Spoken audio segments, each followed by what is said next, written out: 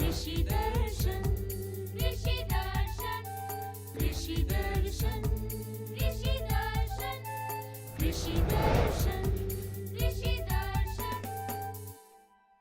जोहार, आप सभी का स्वागत करते हैं कृषि दर्शन के इस कार्यक्रम में। एकदम किसान भाई देखो रोमन का हम जतरू भाई एकदम हाजिर है रोमन का कार्यक्रम लेके हमार भौजी का संगे रूम के भौजी का संगे। बिल्कुल, और जानकारी तो हम ढेर सारी लेकर आए हैं, लेकिन उन जानकारियों को देने से पहले दे देते हैं कृषि समाचार की जानकारी। एकदम काले नहीं एकदम आओ हमारे मन देखती कृषि समाचार और कृषि समाचार करता है तो बढ़िया बढ़िया जानकारी हमारे मन। नमस्कार, कृषि समाचार में आपका स्वागत है। आपके साथ मैं हूं सबा गुलरेज।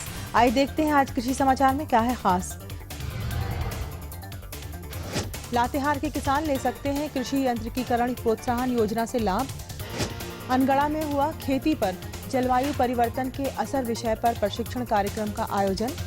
झाड़ीदार फ्रेंच बीन के बेहतर उत्पादन के लिए लगाएं HAFB 2। और अब समाचार विस्तार से। लातेहार जिला में भूमि संरक्षण विभाग द्वारा कृषि यंत्रीकरण प्रोत्साहन योजना चलाई जा रही है। इस योजना के तहत चयनित किसानों को अनुदान पर कृषि यंत्र उपलब्ध कराया जाएगा। लाभ लेने के इच्छुक किसान जिला भूमि संरक्षण पदाधिकारी कार्यालय धर्मपुर बाईपास रोड लातेहार में अपना आवेदन पत्र जमा कर सकते हैं। बीते दिनों अनगढ़ा प्रखंड के नवागढ़ पंचायत सचिवालय में एक दिवसीय जलवायु परिवर्तन के अनुरूप जैविक कृषि तकनीकी प्रशिक्षण शिविर का आयोजन किया गया। ये प्रशिक्षण GIZ जर्मनी और झारखंड सरकार के सौजन्य से रामकृष्ण मिशन मोराबादी द्वारा आयोजित किया गया था। इस कार्यक्रम में जलवायु परिवर्तन से खेती में आने वाली समस्या और उसके समाधान की जानकारी दी गई। किसान भाई, आम के फसल में पाउडर मिल्ड्यू रोग से मंजर झड़ने का खतरा रहता है।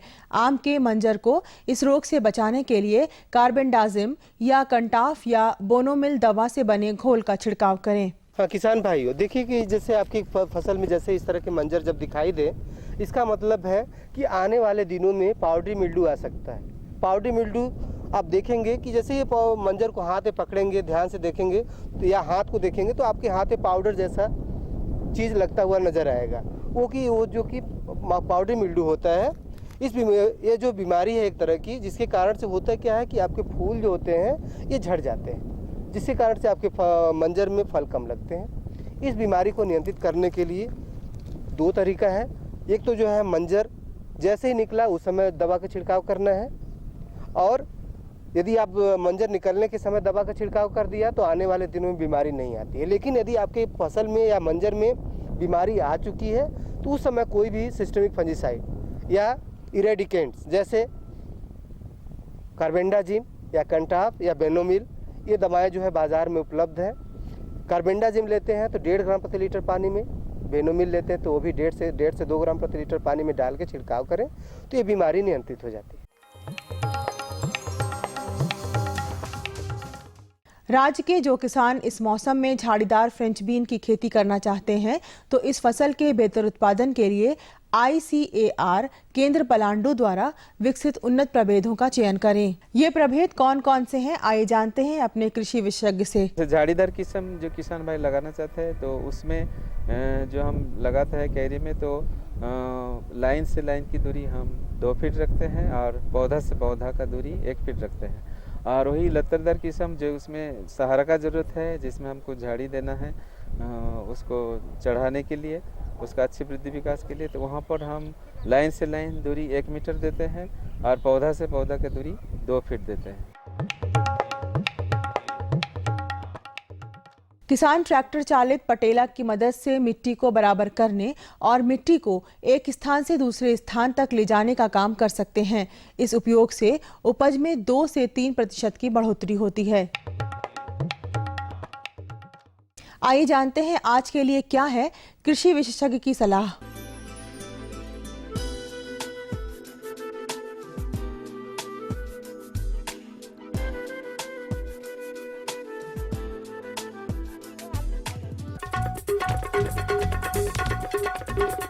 और अब एक नजर राज्य के 5 प्रमुख शहरों के मौसम के मिजाज पर।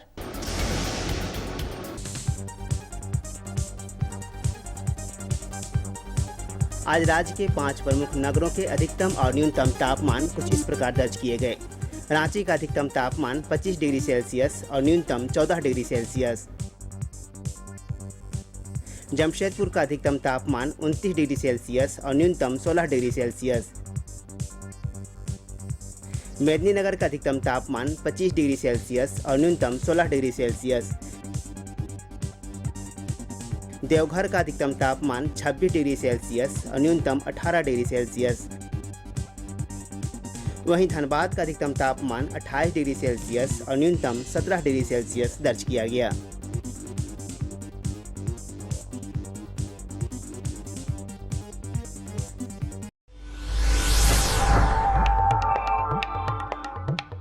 और अब मंडी भाव में आई नजर डालते हैं अनाजों के भाव पर। आज कृषि उत्पाद बाजार समिति पंडा रांची में विभिन्न खदानों के थोक भाव कुछ इस प्रकार दर्ज किए गए। चावल मोटा 1950 रुपये से 2200 रुपये, चावल मध्यम 2300 रुपये से 2500 रुपये, चावल उत्तम 3500 रुपये से 4500 रुपये, गेहूँ 1650 रुपये से 1950 रुपये, चना 3200 रुपये से 3400 रुपये, दाल अरहर 7100 रुपये से 7750 रुपये, दाल मसूर 6950 रुपये से 7450 रुपये, दाल चना 4000 रुपये से 4500 रुपये, सरसों तेल 8750 रुपये से 9900 रुपये, चीनी 3100 रुपये से 3300 रुपये, आलू 600 रुपये से 1000 रुपये और प्याज 1700 रुपये से 1900 रुपये प्रति क्विंटल रहा। कृषि समाचार में आज इतना ही। अगले दिन अगले अंक में फिर मुलाकात होगी कुछ ताज़ा खबरों के साथ। तब तक के लिए दीजिए इजाज़त। नमस्कार, जोहार। तो देखा ना आपने कि हमने अभी इतनी जल्दी से कितनी सारी जानकारी दे दी। एकदम भाई रो रे बढ़िया बात के करबे करीला और बढ़िया जानकारी भी रो मन दिवाईला। देखो किसान भाई हमारे मन कृषि समाचार देख लिया और कृषि समाचार के तहत बहुत बढ़िया जानकारी ले ली, संगे मौसम कर जानकारी और बाजार भाव के भी। ये सारी जानकारी तो आपने ले ली, लेकिन अभी भी बहुत सारी जानकारी हमें देनी बाकी है। एकदम लेकिन ये छोटा सा विराम करवा दे। ये लो और बताओ बस। अरे ये क्या भैया जी, बस इतनी सी रासायनिक खाद? किसानी छोड़ रहे हो क्या? किसानी नहीं, नादानी छोड़ रहे हैं। मिट्टी की जांच कराई है। अब तो लालाजी जितनी जरूरत है उतने ही उर्वरक खेत में डालेंगे। हाँ, किसान भाई आज ही अपने जिले की नजदीकी भूमि परीक्षण प्रयोगशाला में मिट्टी की जांच जरूर करवाएं और मिट्टी में पोषक तत्व, नमी व पौधे के विकास को देखते हुए केवल जरूरत के अनुसार ही पोषक तत्व डालें। और हाँ, मिट्टी में गंधक, जस्ता, बोरोन जैसे सूक्ष्म पोषक तत्वों का पता लगाना भी न भूलें। उर्वरक और जैविक खाद के सही उपयोग से भूमि का उपजाऊपन बनाए रखें, उत्पादकता बढ़ाएं, खर्चा घटाएं और बहुमूल्य विदेशी मुद्रा बचाने में भी सहयोग दें। और हाँ, धीमी गति से नाइट्रोजन उपलब्ध कराने वाले उर्वरकों जैसे नीम लेपित यूरिया को प्राथमिकता दें और यूरिया का पत्तों पर छिड़काव करें। अरे वाह, तू तो सचमुच समझदार हो गया रे। अधिक जानकारी के लिए संपर्क करें जिला कृषि अधिकारी या किसान कॉल सेंटर।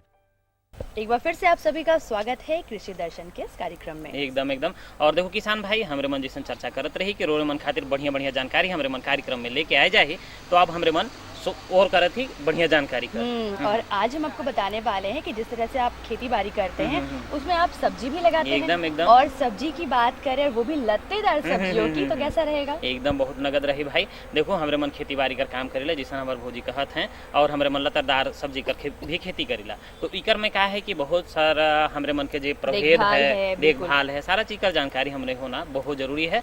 तो इकरे बारे में आज हमरे मन जानकारी करवा और जानकारी हमरे मन के देवे डॉक्टर शिवेंद्र कुमार दुबे जी। कृषि दर्शन कार्यक्रम में आपका स्वागत है। किसान भाइयों, आज के अंक में हम बात करेंगे लत्तेदार सब्जियों की खेती के बारे में। दुबे सर, हम आपसे ये जानना चाहेंगे कि अभी का जो मौसम चल रहा है उसमें जो लत्तेदार सब्जियों की हम बात कर रहे हैं, तो अभी कौन कौन सी सब्जियां लगाई जा सकती हैं? सब्जियों का महत्व को देखते हुए हमारा जो गर्मी के सीजन में सब्जी होती है उसमें महत्वपूर्ण लत्तेदार सब्जियों में आती है कद्दू, करेला, नेनुआ और झींगी। इसका महत्व बाजार में ज़्यादा होता है और हमारा किसान भाई इसको ज़्यादा करते हैं और इसमें मेहनत भी कम होती है और हमारा उपज भी ज़्यादा मिलता है। जी डॉक्टर साहब, इसके लगाने की अगर हम शुरुआत से बात करें तो इस तरह की सब्जियों को लगाने के लिए जो मिट्टी है वो किस तरह की होनी चाहिए और मिट्टी की तैयारी कैसी होनी चाहिए? इस तरह के लत्तीदार सब्जियों का चयन के लिए हमारा मिट्टी का जो प्रकार होगा वो बलुई दोमट मिट्टी होगा। जो बलुई दोमट मिट्टी जो हमारा कार्बनिक पदार्थ युक्त होगा, जो गर्मी के दिनों में या बरसात अगर थोड़ी होती है तो उसमें जल जमाव की संभावना न रहे, उस तरह से मिट्टी का चयन हम लोग ऊंचे ज़मीन पे करते हैं, जहाँ पे हमारा जिसको बोला जाता है कि बिल्कुल टाण जमीन में भी इसको हम लोग किया जा सकता है और बढ़िया उपज उससे लिया जा सकता है। यानी पहला तो ये नियम है कि उस जमीन पे जल जमाव नहीं हो। जी, इसके अलावा आप कुछ बताना चाहते हैं? जल जमाव नहीं होनी चाहिए और दूसरी उर्वरा शक्ति जिस मिट्टी में कार्बनिक पदार्थ युक्त मिट्टी होनी चाहिए, जिसमें उर्वरा शक्ति ज़्यादा हो, जिसमें हमारा बलुई अगर जोतने के बाद अगर 2 से 3 चास जोतने के बाद बिल्कुल बलुई दोमट के रूप में आ जाए, उस तरह से टाण जमीनों में हम इसको आसानी से कर सकते हैं। डॉक्टर साहब, आपसे एक चीज़ और जानना चाहेंगे कि अभी आपने बताया कि इस समय में नेनुआ, कद्दू, झींगी, करेला वगैरह लगाया जा सकते हैं, तो इनकी कुछ उन्नत किस्में हैं, तो उसके बारे में हमारे दर्शकों को बताएं। जी, इसके उन्नत किस्मों में हम लोग झारखंड के परिप्रेक्ष्य में देखते हैं तो कद्दू में हमारा होता है पूसा मंजरी, पूसा मेघदूत, पूसा समर राउंड, पूसा नवीन और अर्का बहार। और करेले में बहुत कम किस्म आती है, जो इसमें आती है पूसा 2 मौसमी, कोयम्बटूर लॉन्ग ग्रीन और रांची की एक वैरायटी है अर्का बहार।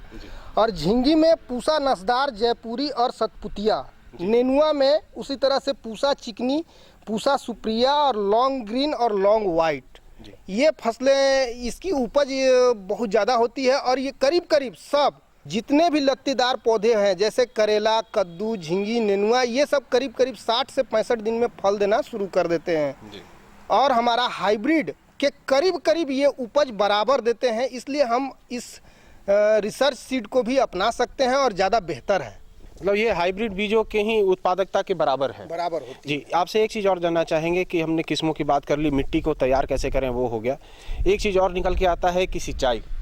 झारखंड में जो स्थिति है बारिश की, पानी की, या जो टाण ज़मीन पे आप जो बारिश की सिंचाई की बात करते हैं, तो इस तरह की सब्जियों में सिंचाई की क्या व्यवस्था होनी चाहिए? इस तरह के अगर हम लत्तेदार पौधे लगाते हैं, लत्तेदार सब्जियां लगा रहे हैं, तो उसमें हमको ध्यान देना होगा कि इसको लगाने का 2 विधि है। पहला तो है ये मेढ़ के द्वारा, जिसको मेढ़ में सिंचाई किया जा सकता है। अगर ज़्यादा सिंचाई की सुविधा हमारे पास उपलब्ध है तो हम लोग मेढ़ में लगा सकते हैं।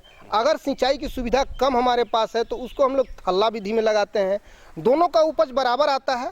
इतना ही है कि थल्ला विधि में लत्तर हमारा थोड़ा कम दूर में आता है और मेढ़ विधि में जो होता है कि हमारा लत्तर जो है ज़्यादा थोड़ा विकसित होता है, थोड़ा ज़्यादा फल आता है, थोड़ा ज़्यादा उपज मिलता है हमको, लेकिन उसमें इरिगेशन ज़्यादा देना पड़ता है। इसलिए हम लोग थल्ला विधि को ही ज़्यादा रिकमेंड करते हैं और इसको किसान थल्ला विधि में ही ज़्यादा लगाना उपयोगी समझता है। या डॉक्टर साहब, आपसे एक चीज़ और जानना चाहेंगे, इस तरह की खेती में क्या ड्रिप इरिगेशन की भी अपनी भूमिका होती है पानी को बचाने के लिए? ड्रिप इरिगेशन की सुविधा तो है नहीं, झारखंड में बहुत कम जगहों पे ड्रिप इरिगेशन की सुविधा है, लेकिन ड्रिप इरिगेशन होती है अगर तो सबसे अच्छी उपज देती और सबसे ज़्यादा इसका जल संचयन हो सकता था। लेकिन ड्रिप इरिगेशन की असुविधा को देखते हुए हम लोग थल्ला विधि की ओर ही कहते हैं। अगर ड्रिप इरिगेशन अगर हर जगह अगर हो तो ज़्यादा बेटर है और ज़्यादा उपज मिलेगा और वर्षा का जल जो होता है जिसको हम लोग संचय करके रखते हैं उसका भी कुछ बचाव किया जा सकता है। डॉक्टर साहब, आपसे एक और चीज़ जानना चाहेंगे कि किसान भाई अभी जो फसल लगाएंगे लत्तेदार सब्जियों की, तो उसमें किस तरह के उर्वरक का वो प्रयोग करें, जैविक या रासायनिक, दोनों विधियों में आप बताएं कुछ। अगर हम लोग लत्तेदार खेती कर रहे हैं तो इसमें हम लोग सबसे पहला चीज़ देखेंगे कि ऑर्गेनिक में अगर गोबर की खाद हमारा अगर बहुत ज़्यादा मात्रा में होती है तो हमारा केमिकल फर्टिलाइज़र जो रासायनिक फर्टिलाइज़र होती है उसकी मात्रा को हम लोग कम कर सकते हैं। और आज के डेट में सभी लोग ज़्यादा डिमांड है ऑर्गेनिक सब्जी, तो ऑर्गेनिक सब्जी में अगर हम लोग गोबर की मात्रा को अगर ज़्यादा उपलब्धता हमारे पास है तो करीब करीब 20 से 25 टन तक हम लोग इसमें गोबर की खाद को, सड़ी हुई गोबर की खाद को हम लोग उपयोग करेंगे तो हमारा रासायनिक खाद का मात्रा को बचाया जा सकता है। लेकिन इसमें रासायनिक खाद की मात्रा का भी अहम भूमिका होता है, क्योंकि झारखंड के रीजन में बताया जाए कि ये दोमट मिट्टी ज़्यादा होती है, बलुई दोमट मिट्टी। इसमें जब हम लोग गोबर देते हैं तो इसका रंध्र जो है मिट्टी का वो खुल जाता है और बिल्कुल मिट्टी भुरभुरा बना रहता है। लेकिन उसमें जब हम लोग रासायनिक खाद देते हैं तो उसमें रासायनिक खाद की मात्रा होती है हमारा NPK का डोज जो होता है, नाइट्रोजन का मात्रा करीब करीब 200 kg, पोटास का मात्रा करीब करीब 50 kg और फास्फोरस सिंगल सुपर फास्फेट की मात्रा हम लोग करीब करीब 400 केजी के करीब लाते हैं। लेकिन अगर हमारा गोबर का खाद का उपलब्धता ज़्यादा है तो इसकी मात्रा को हम लोग आधा कर देते हैं, करीब करीब 100 KG nitrogen, 200 KG SSP single super phosphate और 30 से 40 किलो तक पोटास की मात्रा को हम लोग कम करके अनुशंसित कर सकते हैं। तो किसान भाइयों, आपने देखा कि डॉक्टर दुबे साहब ने बहुत विस्तार से बताया कि लत्तेदार सब्जियों की खेती किस तरह से करें, भूमि की तैयारी कैसे करें, बीजों के बारे में बहुत खास जानकारी इन्होंने प्रभेदों के बारे में दी। डॉक्टर साहब, इस महत्वपूर्ण विषय पे जानकारी देने के लिए आपका बहुत बहुत धन्यवाद। धन्यवाद। और किसान भाइयों, आप भी डॉक्टर साहब द्वारा बताए गए सुझाव पे आप अमल करें और अपनी खेती को और अधिक उन्नत करें। आज के लिए इतना ही। हमारे साथ जुड़े रहने के लिए धन्यवाद। उम्मीद करते हैं कि आपको आज की ये जानकारी, लत्तेदार सब्जियों के विषय में जानकारी अच्छी लगी होगी और आप जान भी चुके होंगे कि किन किन प्रभेदों का अगर आप चुनाव करते हैं तो आपको फसल अच्छी मिलती एकदम। है। और देखो बहुत हमारे मन जानकारी दोसर जरूर से जरूर दियो आप किसान भाई मन के, लेकिन ये छोटा सा जो संदेश है हमारे मन के देख लेना जरूरी है। टपक टप टप टपक टप टप टपक टप टप टपक टप टपक टप टप टपक टप टपक टप टप टपक टप। ये टपक टप टप क्या है? ये है किसानों के जीवन में समृद्धि और खुशहाली लाने का आसान उपाय। कैसे? पानी की एक एक बूंद बचाइए, फसलों की सिंचाई के लिए टपकन विधि और स्प्रिंकलर सिस्टम अपनाइए, यानी कि टपक टप टप से खेतों में हरियाली लाइए और जीवन में खुशहाली। टपक टप टप? हाँ भाई हाँ, ये है सूक्ष्म सिंचाई पद्धति।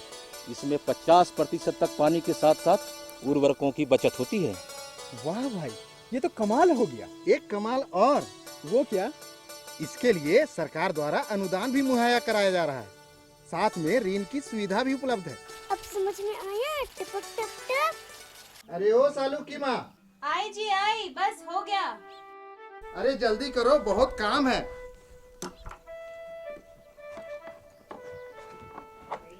लीजिए, आपको तो हर समय जल्दी ही रहता है। अरे बाबा, आज खेतों की जुताई भी करनी है और कई जगह फसलों पर दवा का छिड़काव भी करना है, समझी? अच्छा मैं चलता हूँ। ठीक ठीक। ठहरो बाबा, जरूरी चीजें तो भूले ही जा रहे हो। जरूरी चीजें? अरे पगली, सब कुछ तो ले ही लिया है। ये रहा कीटनाशी, ये रही मशीन और ये रहा भोजन। और ये दस्ताना, मास्क और ये चश्मा। धत पगली, इसकी क्या जरूरत है? जरूरत है माँ, सुरक्षा के लिए। सुरक्षा के लिए? हाँ रामधन भैया, सालू ठीक कह रही है। जहरीले कीटनाशी के इस्तेमाल से पहले पूरी सावधानी बरतने की आवश्यकता है। इसके छिड़काव से पहले शरीर को पूरी तरह से ढक लेना चाहिए, खास करके नाक, मुंह, आँख, ताकि विषैले कीटनाशी का दुष्प्रभाव हमारे शरीर पर ना हो। हाँ, भोजन को कीटनाशी से हमेशा दूर ही रखना चाहिए। बाबा तुम चलो, मैं भोजन लेकर खेत पर आ जाऊंगी। अरे रामधन भैया, बिटिया तो बहुत समझदार है। आखिर किसान की बेटी जो हूँ चाचा। अभी आपने देखा संदेश और एक बार फिर से आप सभी का स्वागत है। एकदम सही कहा थे रोरे, स्वागत तो है, लेकिन अपन बढ़िया वाला जानकारी कर संगे। और दूसर वाला ये जानकारी है से का है बैगन की विषय। अरे वाह वाह, एकदम देखो हमरे कर जे भौजी हैं बैगनी कलर का साड़ी भी पहन के आए हैं और से इनके बैगन बहुत जल्दी एकदम याद हो गए किसान भाई। तो देखो एकदम सही कहा थे, बैगन का खेती बहुत चुनौती वाला खेती है। कैसे भौजी? बिल्कुल बिल्कुल, आप देखिए बैगन की खेती के विषय में, तब तक हम इनको देखते हैं। नमस्कार किसान भाइयों, आपका हमारे कृषि दर्शन के इस अंग में स्वागत है। आज हमसे बात करने के लिए बीएयू के वरिष्ठ वैज्ञानिक डॉक्टर पीके सिंह हैं, जो हमें आज बैगन की खेती के बारे में और उसमें लगने वाले कीट के बारे में बताएंगे। बहुत सारे हमारे किसान हैं जो अभी बैगन की खेती कर रहे हैं। बैगन की खेती करते वक्त उसमें बहुत सारे कीट जो जिसकी वजह से उन्हें बहुत परेशानी होती है, तो इससे कैसे बचा जा सकता है हमारे किसान भाइयों को? देखिए, एक बैगन ऐसी फसल है कि हमारे झारखंड राज्य में सालों भर लगाई जाती है और ख़ास करके इसमें 2-3 तरह के कीड़े लगते हैं। खास करके एक तो शुरू में लगता है पत्ती खाने वाला कीड़ा जो है बिटिल है, तो उससे तो मान लीजिए किसान भाई को थोड़ा बहुत आंशिक नुकसान होता है। बाकी जो दूसरा कीड़ा जो लगता है हमारे राज्य में, बैगन का प्रोह एवं फल छेदक कीड़ा, जो कि हमारे झारखंड में किसान भाइयों को बहुत ही मतलब परेशान किए हुए है कीड़ा।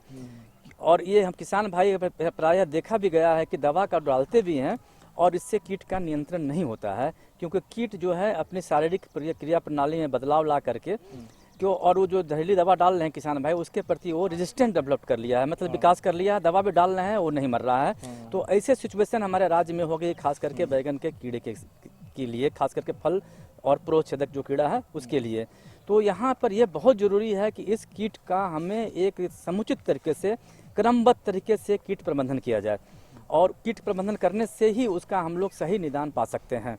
हाँ डॉक्टर साहब, ये जो हमारे किसान भाई जो बैगन की खेती करते हैं, ये इन कैसे पता कर पाएंगे कि ये बैगन में कीट लगा है? ये कैसे लक्षण कैसे पता चले उसके? इसका लक्षण बहुत स्पष्ट दिखता है किसान भाई को कि जब बैगन में जब फल नहीं लग रहा है, माने बढ़वार की स्थिति है, तो वो आप देखेंगे कि उसका जो प्रो है, सूट जिसको कहते हैं प्रो, वो टूसा जो कहते हैं, वो कहीं कहीं इधर खेत में सूखा हुआ दिखता है।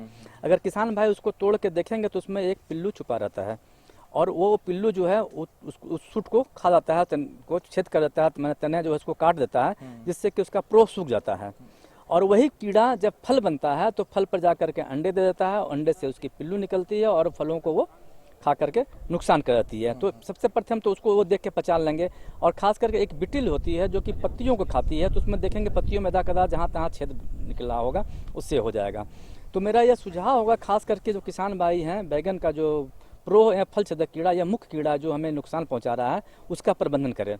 उसके लिए किसान भाई यह करें, जब नर्सरी के गिराते हैं, बीज पौधे तैयार करते हैं, तो उस समय अगर संभव हो तो एक मच्छरदानी का पतला सा नेट बना करके जो जहाँ पर बीज गिराते हैं उसके ऊपर उसको लगा दें। इससे ये होगा कि उसी समय जो है फल छेदक कीड़ा जो है, प्रोह छेदक कीड़ा है, जो वो आकर के अंडा देता है, तो उससे उसका बचाव होगा। और दूसरा, जब हम खेत में लगाने के लिए ले जाते हैं तो हम उसका बीज का उपचार करें। बीज का उपचार करने के लिए दर्शमान नाम की दवा आती है, उसमें 2 मिलीलीटर पानी में 2 मिलीलीटर दवा में 1 लीटर पानी मिला दें, और मिलाने के पास उसके जड़ को डुबा कर रखें। या जब आप मूल ज़मीन में लगाने के लिए जहाँ जाते हैं तो आप नीम की खल्ली उस गड्ढे में ज़रूर डालें। उसका जो है करीब 250 केजी प्रति हेक्टेयर के हिसाब से उसका प्रयोग किया जाता है, थोड़े थोड़े प्रति गड्ढे आएंगे, उसको डालें। इससे ये होगा कि उस समय जितने भी भूमि में कीड़े लगते हैं नीम में खल्ली डालने से, तो उससे उसका बचाव हो जाएगा, और ख़ास करके उसमें थोड़ा सा पोषक तत्व भी है, पौधों को मिल जाएगा। तो ये कर ले किसान भाई। और या फिर एक दानेदार दवा आती है कार्बोफुरान, जिसको बाजार में उपलब्ध है, उसकी जो है 2 ग्राम प्रति थल्ले के हिसाब से डाल दें उसको। या थीमेट नाम की दवा आती है, उसको भी 1 ग्राम प्रति थल्ले के हिसाब से डाल सकते हैं, इसमें कर लें। और उसके बाद है बैगन को लगाएं। जब बैगन लगाएंगे तो उसको कर देने से, कार्बोफुरान या थीमेट डाल देने से पहले 40 दिन तक कोई कीड़े का प्रकोप नहीं होता है। और जैसे पौधा बड़ा होता है तो उसी समय फल होगा, तो उसी समय आपका फल छेदक समूह का कीड़ा लगता है, प्रो माने सूट बेधक, और जिसको कहते हैं फल छेदक। तो जब आप खेत में किसान भाई देखें कि मेरा सूट सूखा हुआ है, उसका प्रोह जो है पत्तियों का ऊपर वाला पत्ते, तो किसान भाई उसको तोड़ लें, तोड़ करके उसको किसी ज़मीन में गाड़ दें। ऐसा कर देने से क्या होगा, उसमें से पिल्लू है, पिल्लू से फिर फतिंगा बनेगा और पूरा नुकसान होगा। तो एक थे तो उससे बचाव हो जाएगा। और किसान भाई यहाँ यह प्रयास करें, खास कर बैगन के क्षेत्र में, कि हमेशा दवा को हम बदल करके डालें, एक ही दवा का प्रयोग नहीं करें, क्योंकि जो कीट जो है, कीटनाशक के प्रति जो है रेजिस्टेंट डेवलप कर लिया है। तो इसके लिए किसान भाई ये भी कर सकते हैं, क्विनोलफास नाम की दवा आती है, उसकी करीब 1.5 मिलीलीटर मात्रा को 1 लीटर पानी में मिला करके उसका छिड़काव करें। फिर अगला छिड़काव करें तो दूसरी दवा से कर दें। तो इस तरह से कर लेने से काफ़ी बचाव हो जाएगा, और आपका फल छेदक और छेदक कीड़ा जो है उससे आपको किसान भाई को काफ़ी राहत होगा। बहुत सारे होते खिसान भाई जो हमारे दूर दराज गाँव में हैं कि बहुत सारी दवा मिलती नहीं है। तो ऐसे समय में किसान भाई को ये सलाह देना चाहूँगा कि नीम का बीज जून महीना में जो होता है उसको आप चुन के रख लें, और चुन के रखने के बाद उसको छाया में सुखा लें, और 1 किलो बीज को चूरा बना लें। चूरा बनाने के उपरांत उसे 20 लीटर पानी में रात भर के लिए डाल दें। डालने के उपरांत सुबह में उसको छान लें, और छानने के बाद उसमें टीपॉल उपलब्ध है, नहीं तो कोई हल्का सरफ 1 चम्मच जो है डाल दें, और डालने के बाद उसको अच्छे से मिला लें। और मिलाने के उपरांत उसका आप छिड़काव करते जाएं। इसका है 3 दिन 4 दिन 7 दिन के अंतर पर जितने दिन पर छिड़काव करेंगे, उससे हमारे पौधे पर कोई दुष्परिणाम नहीं होगा, हमारे स्वास्थ्य पर भी कोई दुष्परिणाम नहीं होगा। और जब हम नीम के सीड कर्नल एक्सट्रैक्ट का जब छिड़काव करते हैं तो ये जो कीड़ा है आकर के अंडा नहीं देता है। एक है, अगर अंडा भी देता है तो शुरू वाली अवस्था जो है इस पर उसको पसंद नहीं आता है, वो शुरू वाली अवस्था जो है वो मर जाती है। तो इस तरह से है, मैंने कीट का विकास भी रुक जाता है। तो आप ये कर लें तो किसान भाई को काफ़ी लाभ होगा इससे भी। डॉक्टर साहब, आप हमारे इस कार्यक्रम में आए, इसके लिए बहुत बहुत धन्यवाद। भाई बहुत बढ़िया से हमके देख लेला कार्यक्रम में ही तो लेकिन हमके लागेला कि रोमन कार्यक्रम के बड़ा गौर से देखो। और जब बैगन कर खेती माने भाटा कर खेती में सबसे चुनौती क्या है कि ऊपर में जे छेद हो जाएला, मतलब पील पीलवा लग जाएला, तो काना होए कर जे समस्या है बैगन कर खेती में बहुत बड़ समस्या है। और हमरे मन देख लेली पूरा कार्यक्रम में विशेषज्ञ हमरे मन के जानकारी दिलाई कि भाई कैसे हमरे मन के इकर सुरक्षा करे है। और विशेषज्ञ रहे उम्मीद भी करते हैं कि ये जानकारी पाने के बाद अब जो हमारे किसान भाई है वो बैगन का भरता बहुत अच्छे से बना पाएंगे। एकदम लेकिन ये तो बताना जरूरी है कि हमरे कर विशेषज्ञ के रहे डॉक्टर पीके सिन्हा जी रहे और बढ़िया एकदम जानकारी हमरे मन के दिले, एकदम भरपूर जानकारी। बिल्कुल, लेकिन जानकारी के पिटारे में आज बस इतना ही है। लेकिन इस विषय के बाद अब आती है बारी किस चीज की? भाई रोरी तो एकदम बढ़िया से कार्यक्रम कर पता बताइला और किसान भाई एकदम तैयार हैं पता के नोट करे के वास्ते हैं। जल्दी से नोट कर लीजिए हमारा पता है कार्यक्रम कृषि दर्शन, कृषि प्रकोष्ठ द्वारा केंद्र निदेशक, दूरदर्शन केंद्र, रातू रोड, रांची, और पिन संख्या 834001। तो एकदम भरपूर जमकुआ एकदम जानकारी किसान भाई मन के होई लखे नहीं। जी हाँ। और जब हम दोबारा आएंगे तो और भी जानकारी लेकर आएंगे। अब तो किसान भाई हमरे मन दुयो जन के विदा दे लगे तब जोहार।